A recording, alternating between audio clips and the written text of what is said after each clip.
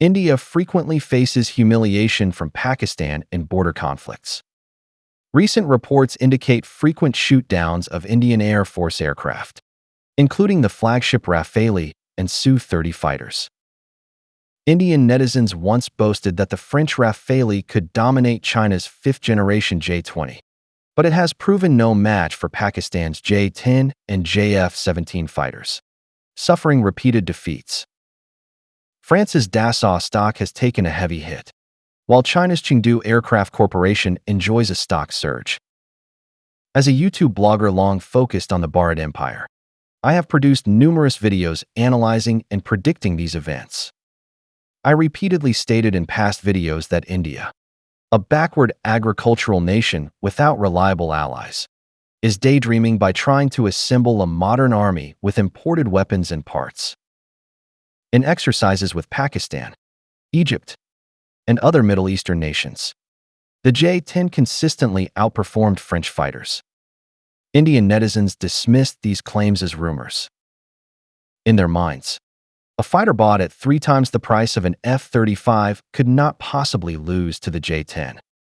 Yet, reality shows the Rafale is no match for the J-10 in actual confrontations, enduring repeated humiliations. This is closely tied to the J-10's advanced missiles and radar systems. China's PL-15 missile comprehensively outclasses any air-to-air missile in India's arsenal and is a formidable global contender, earning respect even from the U.S. military, far surpassing French weaponry. The J-10's gallium nitride radar significantly outperforms the Rafale's gallium arsenide radar.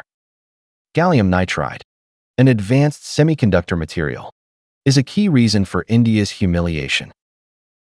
Gallium, a rare metal, is a byproduct of aluminum production. Its yield is limited by bauxite mining and refining processes, not by directly generating large amounts of aluminum.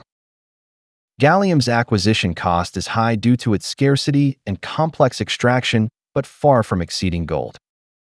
Gallium nitride production is highly complex, technically challenging, and consumes vast electricity, placing stringent demands on a nation's infrastructure, industrial capacity, and workforce quality. This technology is primarily mastered by industrial powers like the US, Japan, and China. As the world's largest aluminum producer and consumer, China naturally leads in gallium and gallium nitride production.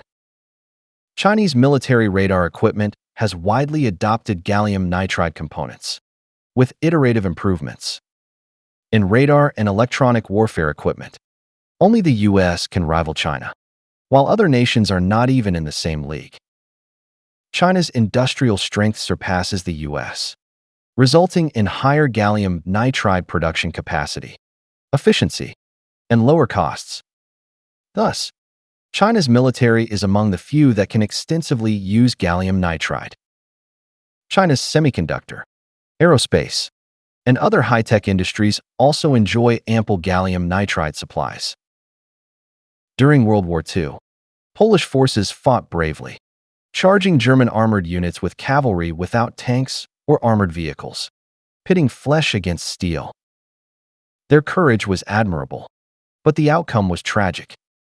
India's military, historically known for surrendering and fleeing, has far less combat courage than nations like Poland or Ukraine.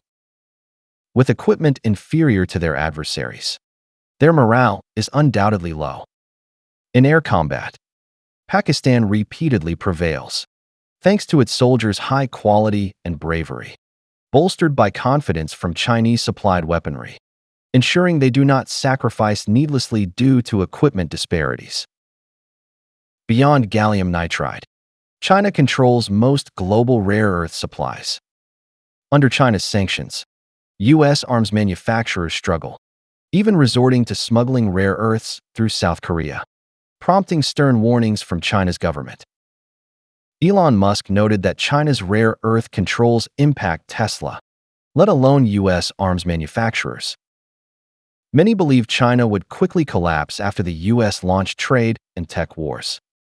I repeatedly stated in videos that the U.S. lacks the capacity to challenge China alone. as its overall national strength is far inferior. Without World War II establishing its global leadership, the dollar as the world currency, and support from numerous Western allies, the U.S. challenging China alone is suicidal. This is not emotional patriotism, but a fact. National confrontations, especially wars, hinge on industrial strength. Whoever produces weapons more efficiently and cost-effectively to sustain frontline losses wins. Tech and trade wars follow the same logic. U.S. sanctions hurt China, but China endures. China's sanctions could swiftly cripple the U.S. Trump's second tariff war against China quickly threw the U.S. into chaos, while China faced only slightly increased economic pressure. Thus, the U.S. government signals through various channels, engaging China via third parties for dialogue, rather than issuing ultimatums and expecting submission as it does with other nations. 11 years ago, Modi took office, and India began a long performance of boasting, claiming to become a developed nation by 2040, replace China as the world's factory, and lead as the world's office, AI hub, green energy pioneer, and military superpower. As I noted in past videos, India's manufacturing share of GDP hovers around 15%, sometimes even regressing. A backward agricultural nation without industrialization cannot build high-tech industries, AI, or green energy. It is like building castles on sand, destined to collapse. I have repeatedly called Modi India's Mussolini, as India's strength and his inept governance cannot sustain his arrogance. Under his leadership, India will plunge into an abyss or even disintegrate. Take India's hyped electric vehicle industry. At the Green Bharat Summit, India claimed to lead green mobility, yet it cannot produce viable power batteries. China's CATL and BYD advance high-voltage fast charging, solid-state, and sodium batteries, decades ahead of India. China's full supply chain, from LiDAR to high-definition cameras, automotive chips, and autonomous driving systems, underpins its thriving electric vehicle industry. Xiaomi, a phone company, swiftly entered the electric vehicle market with strong sales, thanks to China's efficient, low-cost supply chain. Apple, far stronger, failed to build cars. India and Pakistan currently engage in small-scale conflicts. If full-scale war erupts, or China is drawn in, India will face unimaginable advanced weapons, sixth-generation fighters, drones, robotic dogs, plunging it into unprecedented humiliation or even annihilation. I urge Indians to use your votes in the next election to oust this boastful, hate-mongering, war-provoking clown. It is your only chance to save yourselves. Believe it or not. Watch my early videos. I am no prophet, but my predictions, especially about India's military being humiliated by Pakistan, have nearly 100% come true.